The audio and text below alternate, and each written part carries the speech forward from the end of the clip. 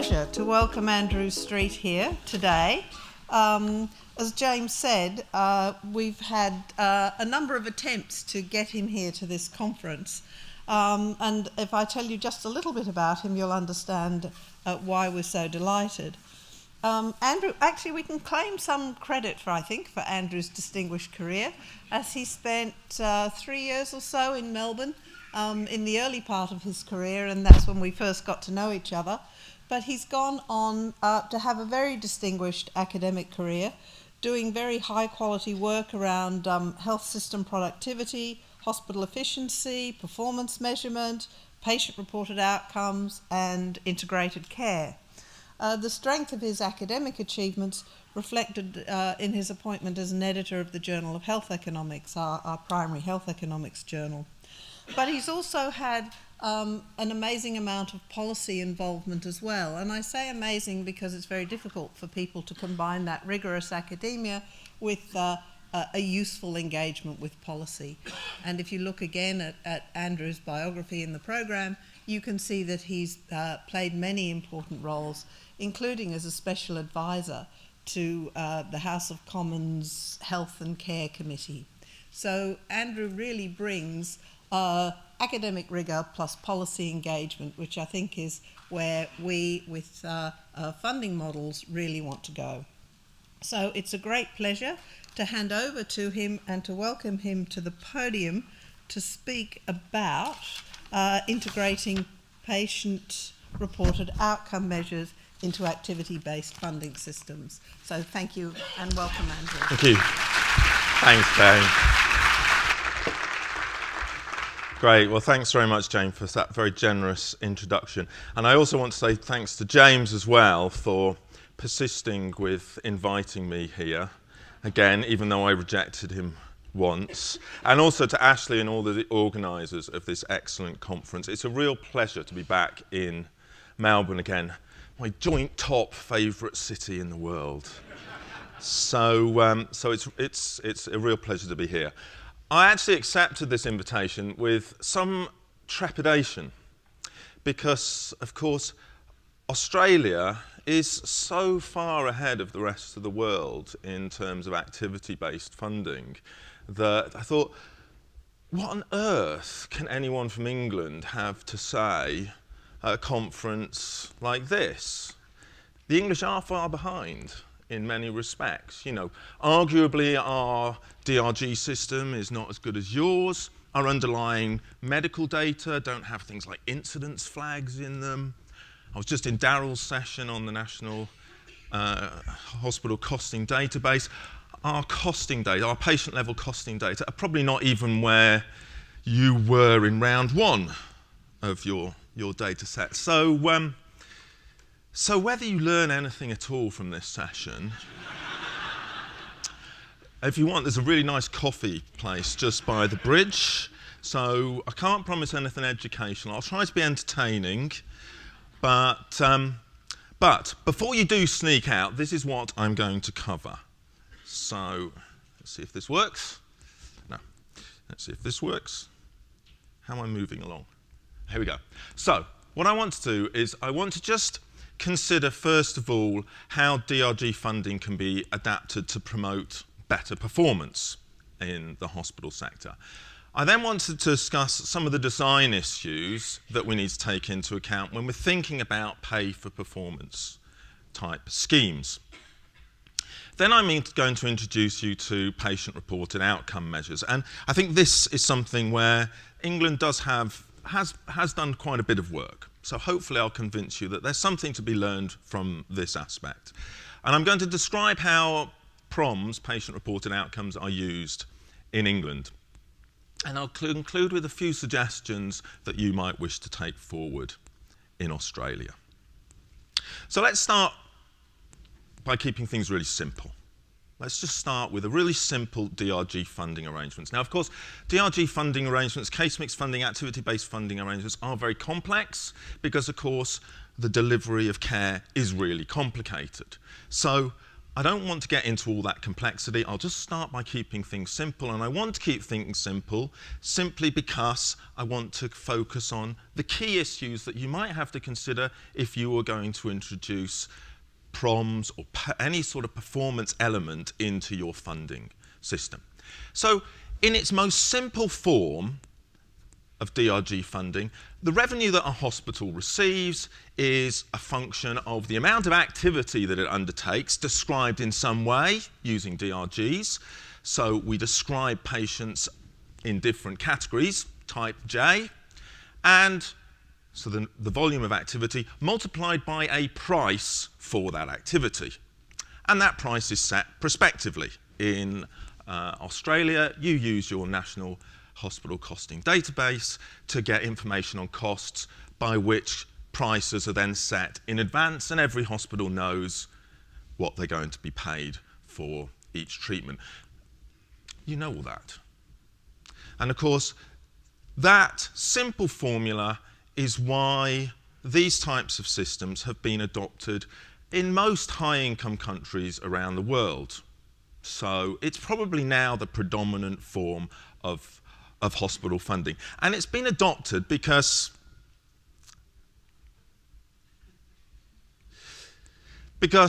it promises equal pay for equal work.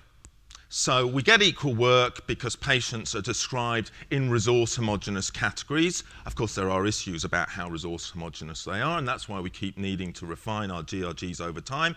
But in theory, we have equal pay for equal work because DRGs are describing patients in a standard fashion. And it's equal pay because we set a prospective price, usually based on reported costs, either by all hospitals or by a subset of hospitals in the system to which prices are going to apply. And that has appeal. That is a way of selling this type of payment arrangement to hospitals in different jurisdictions. Because it's fair, it's transparent, and it's fair. So essentially this type of payment system has been adopted in many, many countries. Initially in the United States, then in the 80s in places like Portugal and some provinces in Sweden, in the early 90s in Victoria, and then in other parts of Australia, and then the world, many other countries in Europe and elsewhere in the world. But of course, this is simply activity-based funding. In this simple formulation of the payment arrangements, there's no incentive to improve quality. There's no financial incentive to improve quality. There's no financial incentives to consider the outcomes that patients experience as a result of their contact with the hospital sector. And that's one of the key directions we need to go to take this type of payment arrangement forward. So how do we get from activity-based funding to something that is performance-based, related to some measure of achievement? There are a number of ways that one can do this, and I'm going to categorize them into two types. First of all, you can have some added-on performance-based payment over and above the DRG-based payment. So previously, the simple formulation looked like this. Hospital revenue was a function of quantity, Q, times the prospective price, P1. Multiply that up, and then you get the hospital revenue. If you have either a bonus or a bonus type of arrangement, the revenue function looks like this. You have quantity times a price plus some bonus which you get paid if you achieve some performance standard. And under that type of arrangement, if it is a bonus, then the price needs to change so that we have budget neutrality, of course. So some of the money that's allocated to the hospital system needs to be taken away from the DRG allocation and allocated to the bonus pool, which means under this type of financial arrangement, the price in the second formulation is going to be lower than in the first formulation. Now, you'll be familiar with these types of arrangements. When we introduced DRG funding in Australia, in Victoria in '92, we had this sort of arrangement for encouraging hospitals to reduce patients who were on the waiting list. So we had an additional throughput pool.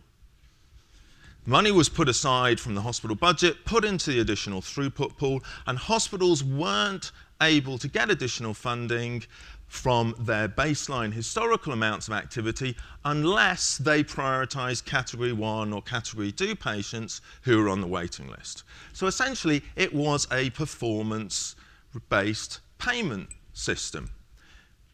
The performance-based payment system actually doesn't have to be financial. You could still have an incentive system which is non-financial. So the payment could be you get some sort of accolade or reputation, or it could be negative. You get told off. So the strategy in England to reduce waiting lists hasn't been a financial one. It's been a malus, a penalty. Essentially, the strategy 10 years ago was that if hospitals had really long waiting lists, the chief executives were called in to talk to the Minister of Health and risked being sacked, which was quite a strong incentive regime, and actually was implemented in a number of instances. So if we talk about these sort of performance regimes in very general terms, we can see that our payment arrangements or our incentive arrangements actually can incorporate a number of different forms. But they can be distilled down into this really simple formula. So one simple way of introducing performance-related pay into an activity-based funding type of arrangement is this form. You have an additional payment over and above the DRG-related payment. So that's one way that we can go about things.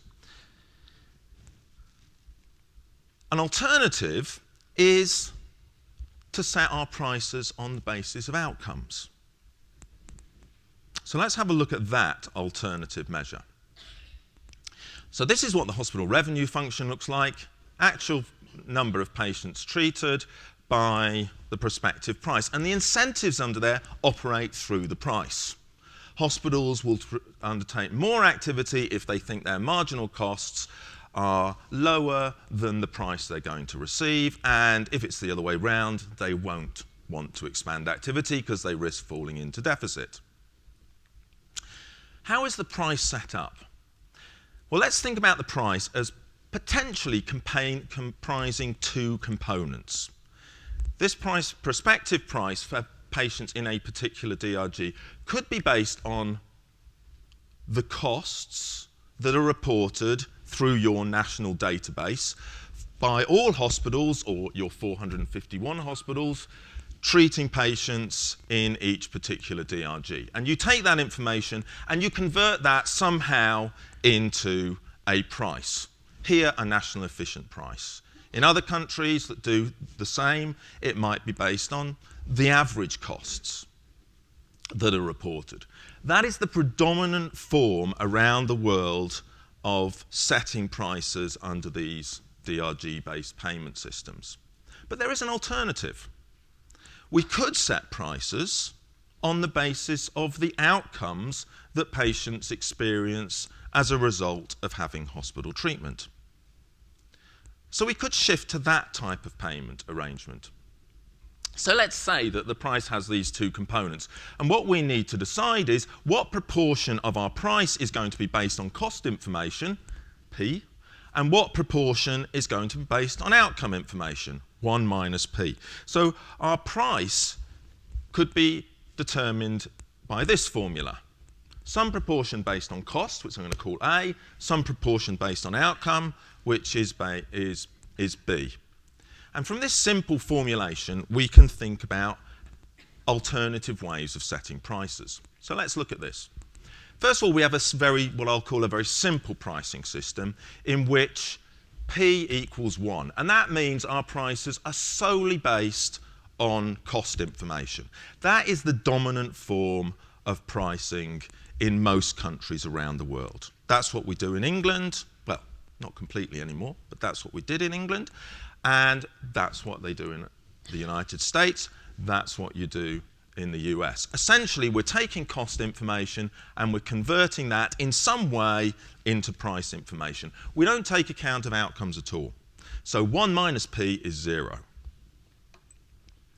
You could actually have a pricing regime purely based on the outcomes that are experienced.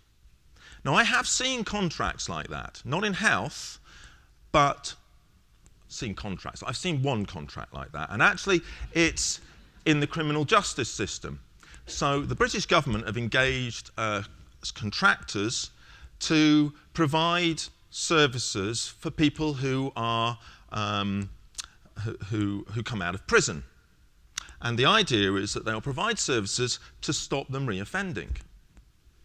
And they get paid if and only if that individual who's come out of prison does not reoffend within a 2-year period. That's a really risky contract. You have to wait quite a long time to get paid, and if they do reoffend in that 2-year period, however much you've spent trying to look after them, trying to support them back into the community, you don't get paid. That's a risky contract. And yet, an organisation has entered into that pure outcome-based type of contract. I can only find one example of it. I haven't found any examples of that in the healthcare system because, hey, we're all quite risk-averse, right? But this is an option. What we tend to do, though, is have something that is in between those two extremes. We could have a mixed payment system where prices are based partly on costs and partly on outcomes. And then we have to decide what proportion of the price is going to be cost-based and what proportion is going to be outcome-based. So, there are a number of issues one has to go through in moving towards that sort of outcome-based type of contract. And I'm not going to go through these in detail. I'm just going to summarise them for you just to give you an indication of what the key issues are. And then I'm going to point you to some further reading. But if we're introducing this type of payment system, first of all, we have to have consideration about what we're going to reward. Are we going to report specific conditions? Are we going to look at multiple objectives that hospitals have to achieve?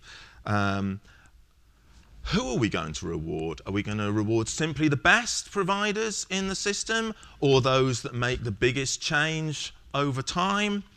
How are we going to reward them with a penalty or an incentive? And how much are we going to reward? So how much is going to be outcome-based and how much is going to be cost-based? So if you're moving to this type of system, these are the things that one has to consider.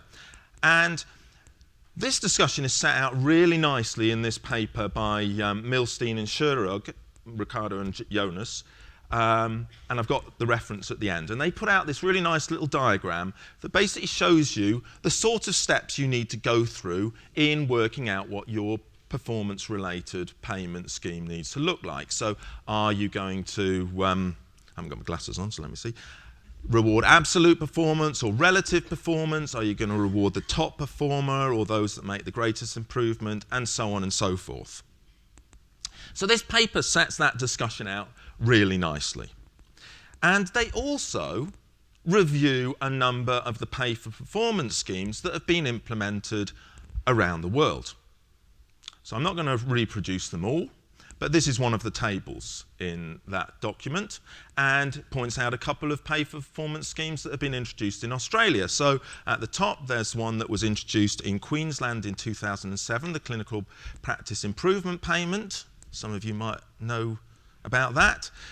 Then there's National Emergency Access Targets, then the Elective Service Targets, which were introduced nationwide from 2012. There's a number from England, and I'm going to talk about these in a bit more detail, the best practice tariffs, which actually encompass a whole host of different performance metrics into the payment system. And I'm going to focus in on one of those in some detail. And it also tells you in this article, of all these schemes that they review, what the value of 1 minus P is across all these schemes. What do you think it would be? Could be 100%, could be 0%. It's going to lie between those extremes. What do you think it would be? I told you about one contract where it was 1 minus P was 2%, It's not much, you're right. 1 minus P tends to range from between 1 and 4% of income. So as I said, we're quite risk averse. Most of these payment systems that have been introduced tend to be predominantly cost-based, and when we've introduced at some sort of performance-related payment, outcome-related payment, it accounts for a very small proportion of the hospital's revenue. So we're still quite a long way from introducing these and making them significantly important elements of our revenue stream. So that's a little bit of a summary of what you need to think about in terms of designing this type of payment arrangement. And now I'm going to change tack a little bit. So yesterday, Tanya and Richard, are you here? Introduced us to Morris, had the sound down. So I'm going to introduce you to somebody now. So this is my mum. Now, a couple of years ago, my mum had problems with pain in her knee, and she was thinking about having a knee replacement. And my mum gets anxious about these things, as one would, and she wasn't sure whether to have treatment or not. And I had to provide some sort of reassurance that maybe it was going to be worthwhile. And the first question that my mum asked me was, does my doctor know what he's doing?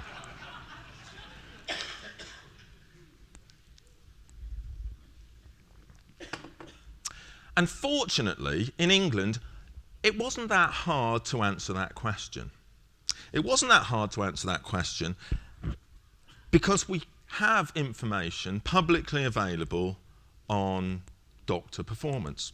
So I could find out who my mother's orthopaedic surgeon was going to be and then look them up on the web. And this was the person who was going to be operating on my mum, Mr. David Duffy. And you can look him up on the web. He's got his own personal web page, of course, which gives some various information about who he is. He spent a bit of time working in Geelong, so presumably he's well trained and knows what he's doing. He specialises in sports injuries, which isn't actually that interesting for my mum. My mum hasn't done any sport for quite a number of years.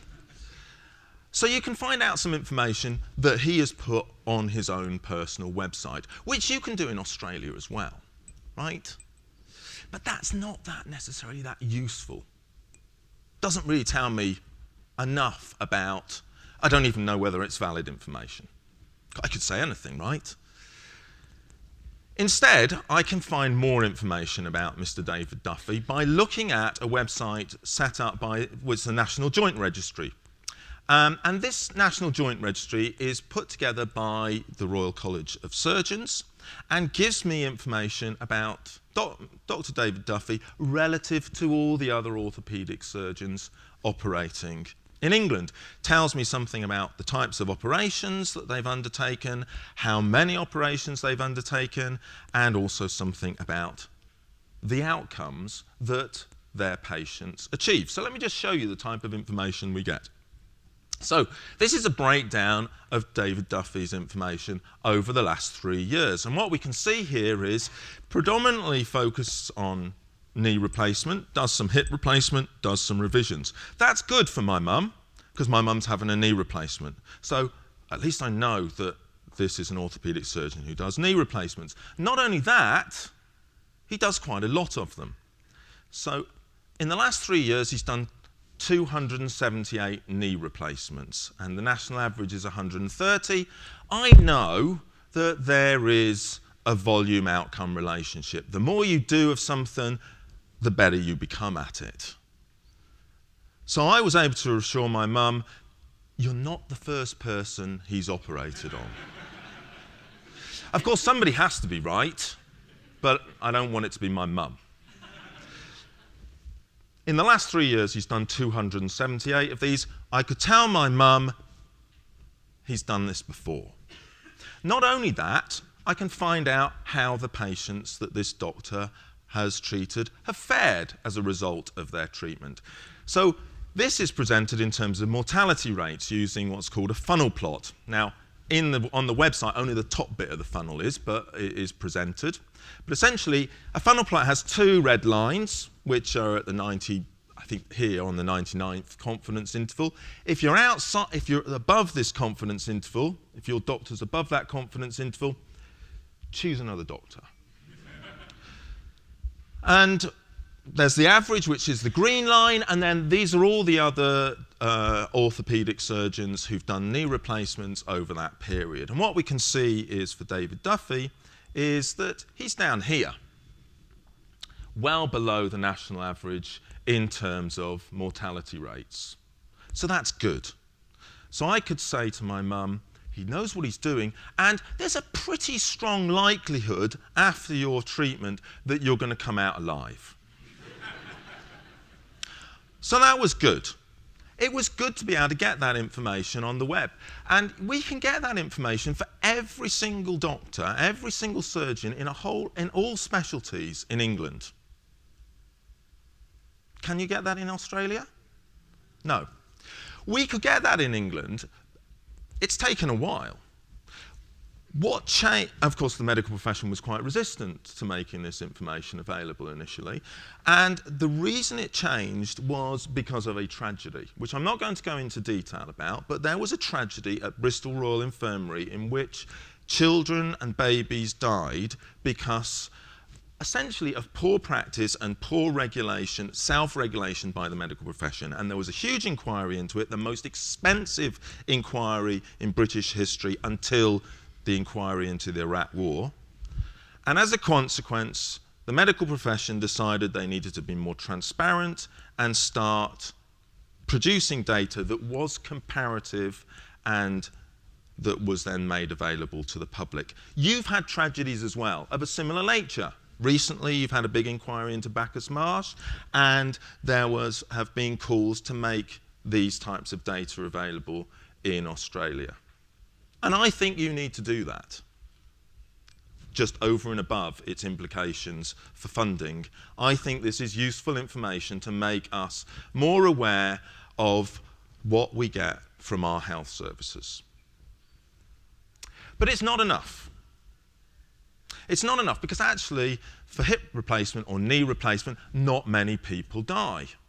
So I told this to my mum. I said to my mum, look, your doctor knows what he's doing. You're probably not going to die. And then she thought about that for a moment. And then she said to me, after my knee replacement, will I feel any better? And that was quite a difficult question for me to answer. I mean, how would you answer it? I'm a researcher, so I could, of course, go and look at the clinical evidence. I could find out what clinical trials have been done into knee replacements and summarise that and bring it back to my mum. But the problem with that is that there are three problems with that. First of all, clinical trials, when they produce their results, report average effects, average costs, average outcomes. And my mum, she's not average. So I wouldn't be able to rely on an average to make inferences about how my mum would feel having had a knee replacement. The second problem is that only about 2% of patients who go to hospital get enrolled in clinical trials. And most people who are in hospital with multiple conditions. My mum has a pacemaker. She has other problems, other health problems. And when you set up a clinical trial, you have eligibility criteria, inclusion and exclusion criteria. People like my mum, they get excluded. So I can't actually infer from a clinical trial into knee replacements anything about my mum because people like my mum, and actually most people in hospital with multiple conditions, are not in clinical trials. And the third thing, of course, is nobody does clinical trials into knee replacements anyway. So there wasn't going to be any evidence base. So I thought, well, I need to do something else. So what I did was say, Mum, fill in this questionnaire. So I got her to fill in the EQ5D. There are loads of questionnaires I could have got her to fill in about health status. This was just the one I happened to have in my bag. So the EQ5D is a really simple questionnaire. It's called the EQ5D because there are 5 dimensions which people have to respond to.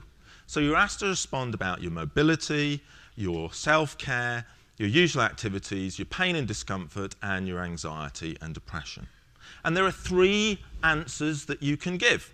So for instance, for mobility, you're asked to say whether you have no problems getting about, you have some problems getting about, or, oddly enough, whether you're confined to bed. Lots of people in England have been asked to fill this questionnaire in since 2009. All patients who are having 3 types of conditions, hip replacements, knee replacements, hernia repair, or varicose vein removal, have filled this questionnaire in before they have surgery and then sometime afterwards, either 3 months afterwards or 6 months afterwards. And what we can do, of course, is compare how they felt before they had surgery and how they felt after they had surgery. So let's look at the hip replacement patients in terms of their mobility. We've got answers about what they said before, and then we can see what happens afterwards. And some people, before and afterwards, don't change their status. Some people said they had no problems getting about before they had surgery. Why on earth were they having surgery? Fortunately, they didn't have any problems afterwards either. 44% had some problems before, and they still have some problems afterwards, and nobody was confined to bed. So, according to this questionnaire, about half the people who were having hip surgery didn't get better in terms of their mobility. Half did. So 49% of people said they had some problems. They now can get up and go and run marathons. Some, of course, got worse. Surgery is risky, right? Now, there are 4 reasons why people might move around this grid. One of them, of course, is it's just chance. You don't know quite what's going to happen. You've had hip surgery. Something might happen to you in the intervening time that means that you're actually worse off, and it might not be related to your hip surgery. So it could just be chance variation. So to recover that, you, of course, need very large samples. That's why we ask everybody. Another reason why you might get better or not is because of your own underlying characteristics.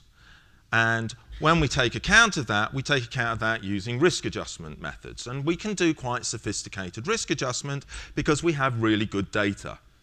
The data in England may not be as good as in Australia, but it's still sufficiently good for us to be able to do reasonably good risk adjustment. The third reason is, and this is the thing that we're interested in, is that some orthopaedic teams might be better at getting people better than other orthopaedic teams. And for payment purposes and regulatory purposes, that's what we want to know. Who are the best orthopaedic teams in the country? And if they're the best, should they be rewarded for being so? And if there are some that are doing really badly, maybe we should go and talk to them and find out why their patients aren't recovering as well as others. So that's what we can use these types of data for. And there is a 4th reason, and I'm just going to save that one up for the moment. So let's just stay with the orthopaedic team story for a moment. This is what happens before and after to patients. So these are box and whisker plots, and these box and whisker plots are based on the average responses by patients who've had either hip replacement, knee replacement, hernia and varicose veins in each hospital in England, before and after. So that's based on the averages in each hospital. And we can see a number of things in terms of recoveries. First of all, we have this before and after. The dark box and whisker is the before surgery responses to this EQ5D, and the lighter shade box and whisker is the after. And what we can see is patients generally say they get better. So there's an improvement over time, and that's true for hip replacement, it's true for knee replacement, it's true for hernias, and it's true for varicose veins. The box and whisker plots are much higher for hernias and varicose veins because before surgery, people say that their health status is not as debilitating as it is for those who are thinking about having hip and knee surgery. We can also see there's quite a bit of variation in the average experience that patients report across hospitals. So this is the 25th, 75th percentile. The whiskers are quite wide. There's quite a lot of variation among hospitals. And that's true, again, both before and after. Now, that might be due to the differences in patients being treated at different hospitals. So we need to take those differences in patient characteristics into account. And there are also, finally, some outliers. There are patients in some hospitals who report significantly worse outcomes on average than patients in other hospitals. And what we would like to know is why that is. That's true for hips, it's true for knees, you don't want to go there for your varicose vein removal. So why is it? Is it because patients are different, or is it because some teams are better at getting people better than others? That's what we would like to know. So why do patient outcomes vary? Well, it could be random. It's likely a lot of the variation in outcomes is because patients are different, which is why we need to do risk adjustment. And actually, I'm not going to go into detail about this, but that explains a lot, the major proportion of the variation from one patient and another in terms of their health status post-treatment. So risk adjustment is absolutely critical. But it doesn't explain everything. There is evidence that some teams or hospitals might be better than others at making people better. And there's another explanation, the fourth, and that is that hospitals that concentrate on producing outcomes of one type may be neglecting producing valuable care of another type. It could be that if you put all your attention on this, you're neglecting putting attention on something else. And it might be that there are trade-offs between what we do. And I bet that's what hospitals say to you if you're in the Ministry of Health or state departments, right? They say, if you force us to meet this performance measure, it means we're going to fail on this one unless you give us more money. And of course, what do you say? Well, there could possibly be a trade-off between these things. And of course, that's an argument that is offered to say, give us a bigger budget. What we'd like to know, of course, is there a trade-off between those things? And the only way we can answer that is actually by doing some analysis. So let's do some analysis. I want to know if some orthopedic teams are better than others. And I'm going to look at data for hip replacement patients over a 3-year period. We've got quite a lot of data, 96,000 patients in 252 hospitals or treatment centres. That's my 20-minute alarm. And I'm going to measure their performance in terms of 4 different things that we're interested in terms of performance. The outcomes that patients report themselves, but I'm also interested in how long patients stay in hospital. So it may be that shorter lengths of stay are going to be less costly, but it could be that if you keep patients in hospital longer, their outcomes are better. I'm also interested in waiting times prior to admission. We want shorter waiting times. Hospitals in England, as in Australia, are under pressure to reduce waiting times and to admit patients as quickly as possible. And I'm also interested in, if we're discharging patients too soon, are they coming back as an unplanned readmission? So I have 4 performance measures that I'm interested in. And I can analyse those simultaneously to see if there is a relationship between them. And I'm not going to go into the technical detail about how they do it. This is like the advert that you have on shampoo adverts where there's a little bit of sciencey bit, but essentially we're going to do some simultaneous analysis of each of these outcomes, accounting for the characteristics of patients, the chance that there's some random variation, and most critically, the orthopedic team who treated them. Okay, so I'm going to be running these things. For those that are technically minded, I'm going to be running simultaneous equations with hospital fixed effects. Let's run them and find out what happens. Now let's just focus first of all on, because we've got 4 outcomes and it's hard to work in 4 dimensions, especially on a screen like this. So let's just work in 2 dimensions first. So let's assume that I'm only interested in length of stay and I want shorter length of stay. So on this axis, high is better. And I'm interested in better outcomes. So on this outcomes improve.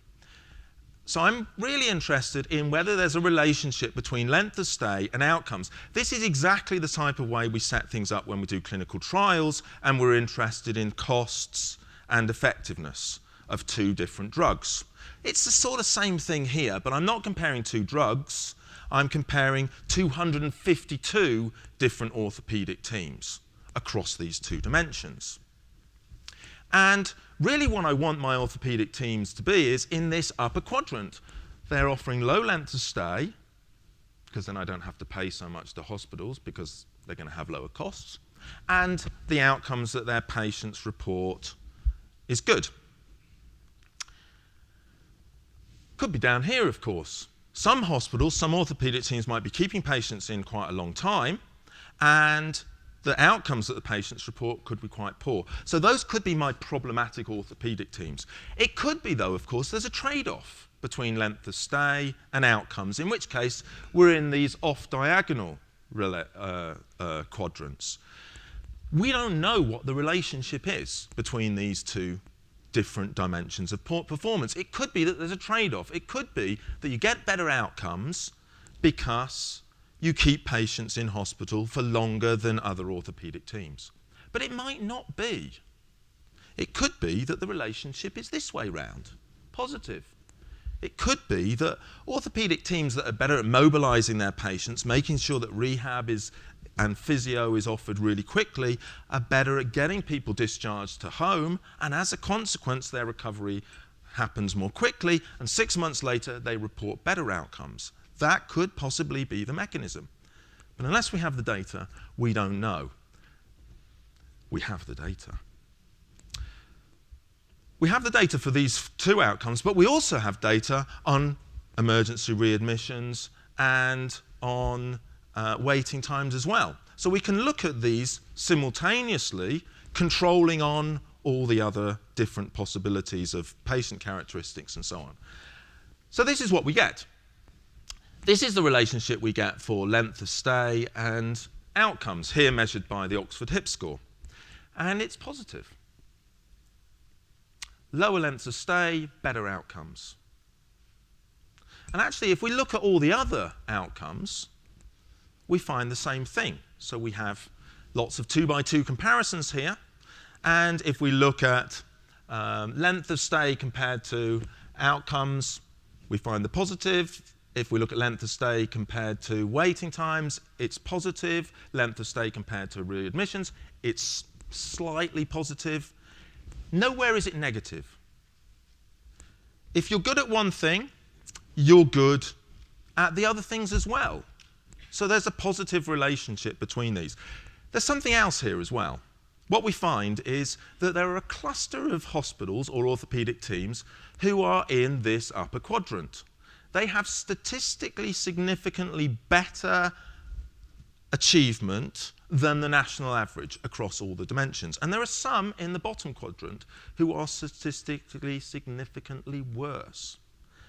Now, those as a regulator are those that you want to focus on and find out what's going wrong. And those that are doing well, maybe their best practice and you can learn from them and spread that best practice around the rest of the community. It turns out that all the green dots in the upper quadrant are all treatment centres. And they were set up by Tony Blair about 15 years ago, and they're set up just to do hip replacement or just to do knee replacement. That's all they do. They don't accept any emergency patients. They just treat the same group of patients in a very standardised way, and that's all they do. Everybody gets the same diagnostic workup, everything is scheduled in time, everybody gets the same follow-up care. And that specialisation works. The patients in those hospitals, in those treatment centres, have lower waiting times, they have shorter length of stay, they have better outcomes, and they have lower readmission rates. And that's not due to their patients being different. They are different. You only let certain people go to treatment centres, not the more complex ones, but we control for that in the analysis. This treatment centre effect is because they are operating a standardised model of care.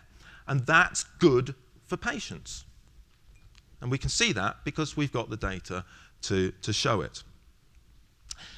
So that data, that study is published in here. And so I told that to my mum, and she said, I'm not going to read that article. and I'm not going to get treated in a treatment centre. I'm going to a hospital. Why? And don't practice your presentations in my living room.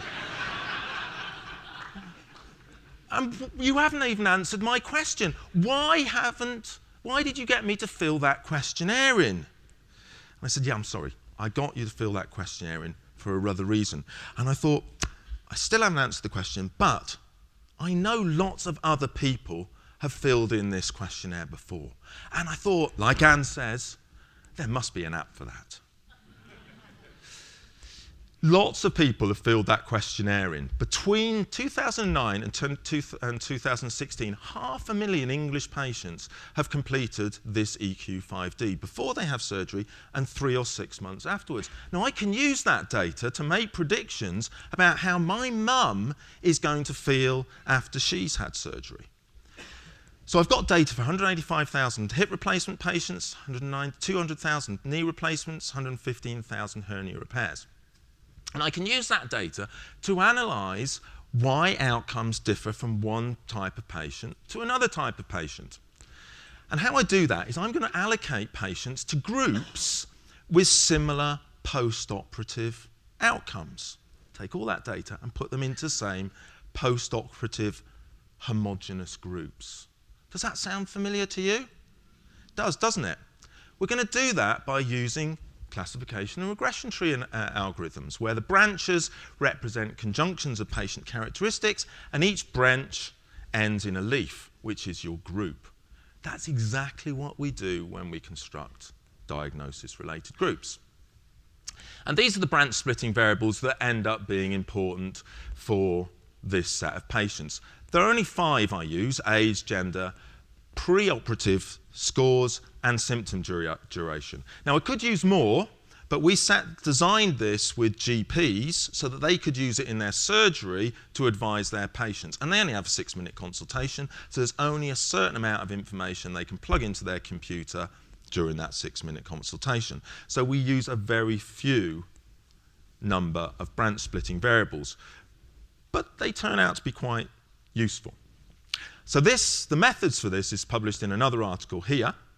And this is what we get. We get a tree. So we water this tree with some data, 185,000 hip replacement patients, and then we get our branch splitting variables, age, gender, and so on and so forth. And at the end of the tree, we end up with these leaves, which are our outcome homogeneous groups, a bit like diagnosis-related groups, except instead of cost homogeneous, these are outcome homogeneous. And we get a bunch of different groups for hip replacement, 55 different outcomes. 59 for knee replacements and 60 for hernias. Now, there is an app for this. So you probably haven't got time now, but in lunch break, you can go onto this website, type in "after my surgery" And maybe one of your parents is thinking of having a hip replacement or a knee replacement, or imagine it's your future self having one of these treatments. You go into this site and enter some data about yourself, your age, gender, how long you've had symptoms, and you fill in the EQ5D. And after that, you press See My Results, and it comes up with this. It says, for 100 patients like you, this is how they felt 6 months after they had had surgery. So for my mum, 93% said they felt noticeably better. You can also drill down a little bit by each dimension. So mobility, not so great. 53% said they had no mobility problems, but half still had some problems. So I was able to say to my mum, yeah, you're going to feel better overall, but you're still not going to be running a marathon. So you can see what expectation of outcomes is that you might have based on what other people like you said. So we're using that data to make predictions, not about average experience, but about the experience of people with your characteristics. So that's what that app is designed to do. So just to finish off then, how do we go from using to paying for PROMs? Let's go back to our formula. This is what we had before, a DRG price, P, 1 minus P. The first thing you need to do, of course, is you need to collect PROMs data to support clinical and patient decision making. You need the data in the first place, and it has to be valuable. This is exactly what happened when we started to use DRGs. When DRGs were invented, it wasn't the intention of Bob Fetter and colleagues to use them for payment purposes. That came later. Their intention was to use the data to help people working in hospitals make better decisions about what they were doing for benchmarking purposes, either internally or with other hospitals. They proved valuable tools for internal decision making, and it was only later that they were used for payment purposes. It's the same with PROMs. There's no point thinking about having PROMs in your payment system until you've started to collect and use the data to help doctors make better decisions and help patients make better decisions. So that's the first thing you need to do. And then, of course, you can then move on to your nirvana of rewarding hospitals for achieving better outcomes in some way. But that's not quite true, because we all know there are 3 steps to heaven, and there's just one missing here. The second step that we've implemented in England is you actually also need to reward hospitals for just collecting the data in the first place, because that's costly. It's not embodied in our existing data collection instruments, so it's a new data collection. So in England, what we've done is we started collecting PROMs in 2009, then we started rewarding hospitals for collecting those data, and then and only then did we start paying hospitals according to the PROMs that they achieve in 2014. And in fact, the amount that we pay is actually quite a lot. It's a 10% markup on the base tariff that is received for these patients. So how do we incorporate it? This is the simple measure of PROMs, of DRGs. We went to this, and this is like the reward for data collection. So we then move to this second step, whereby we have a slightly lower price for the DRG, but we have some money put aside to reward hospitals for collecting the data. And then we move to this third stage, whereby we have a lower price, slightly higher price than under the previous one, and now we have another payment for collecting data. But in fact, the payment is not a payment at all, it's a penalty. So if hospitals do not achieve a certain amount of response rate, 50%, then they get a penalty. So we've evolved to that stage. So I was just going to finish with this slide because I thought it'd be quite nice and geeky to finish have a final slide with a bunch of equations on it. But I've got one final thing just to finish off and say, let me put my glasses up. So first of all, I just want to thank you for welcoming me back to Melbourne. It's a real pleasure to be here. I also want to thank you for being at this conference, because I know you've got other things that you could do.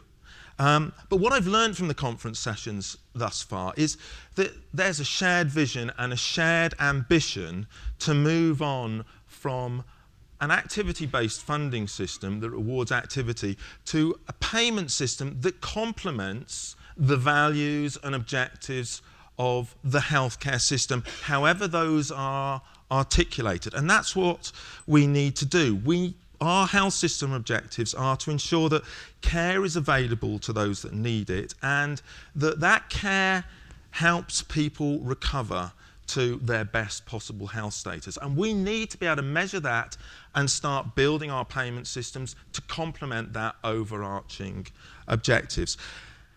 And I also want to thank you finally for devoting your careers to this activity, to devoting your careers to making the health system better for those that use it, for people like my mum, for your mothers and your fathers, for your families and your friends, for yourselves and for each other, and actually for all Australians who use our health service. So thank you very much for having me.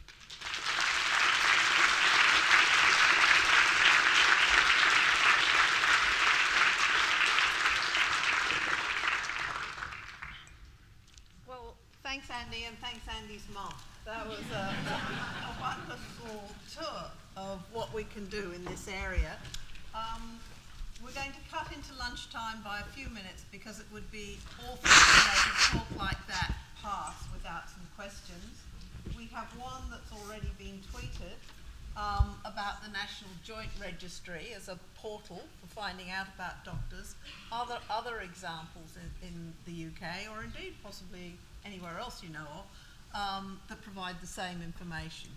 So there is the National Joint Registry, which covers orthopaedics, but actually, if you're needing cancer care or any other type of surgery or any type of treatment, you can just go online, and it's under one of the NHS websites, NHS Choices. I can't remember what the website is off the top of my head, but it's really easy to find. And then all information about all doctors is available in a variety of forms, and it's come from a variety of different sources. And the critical thing is the data are owned by the Royal Colleges. The doctors themselves have put these data together, audited the data, done the risk adjustment themselves, designed how the data should be made available. And it doesn't work unless it's led by the medical profession. Okay? Yeah, So. but I think our experience here is often the medical profession owns the data set and they're quite guarded about it. Yeah, That's yeah. my experience. Other questions? Here. Oh, I'm going to start here because there's a microphone up there, but then could we have a microphone down here, please? Thank you, Andrew. That was both interesting and very, very engaging presentation. The main difference that I see between a DRG system and a patient-reported outcome system is every patient who comes in gets a DRG. It's mandatory. Yep.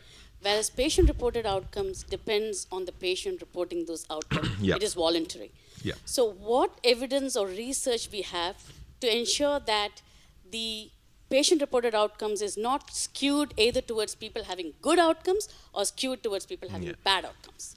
Yeah, so a great question.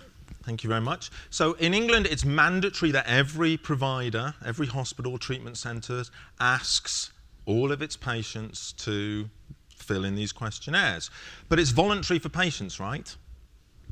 So of course, it could be that there are missing data, and that will make a systematic difference to the conclusions that we draw. The great thing is, though, we have data on all patients. So we can actually say something about the nature of missingness. And I'm not going to say too much about it, but we have analysed the nature of missingness in a couple of articles here that go into what missing data there are and how we can allow for that in our comparative assessment to allow for missing data. So have a look at those two articles, because we've looked at that in quite a lot of detail. Thank you.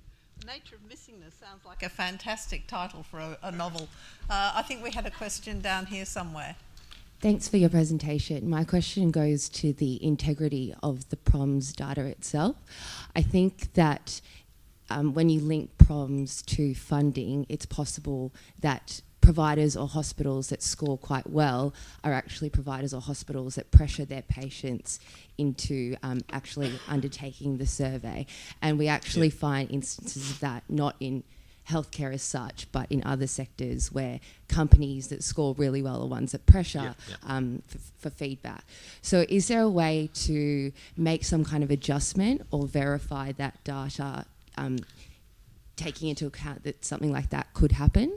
Yeah, I mean, that's always going to be a worry, right? So how it works in England is you fill in the questionnaire prior to you having treatment, but then the questionnaire gets sent to you 6 months later by a central administration. You don't go back to the hospital to fill it in. So then there's a step removed, and it's anonymous. So that sort of protects against that sort of pressure. You've not got somebody staring over your shoulder. It's anonymous, and it's at distance. Another question? Thanks, Jane. Very aligned with what New South Wales Health is doing. We're about to start collecting PROMs from the 1st of July. What role? We're also going to be collecting patient experience data in real time as well. So do you in England do anything with patient experience data, and do you distinguish between outcomes and experience? Yeah.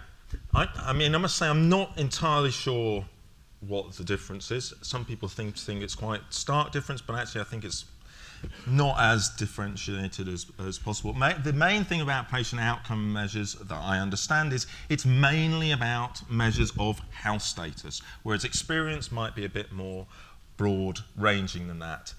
And of course, there are a whole load of different instruments that one can apply. We've been using the EQ5D, but also some condition-specific measures. There are a host of different measures that people, there's an Australian health quality of life one, and some people like this measure rather than that.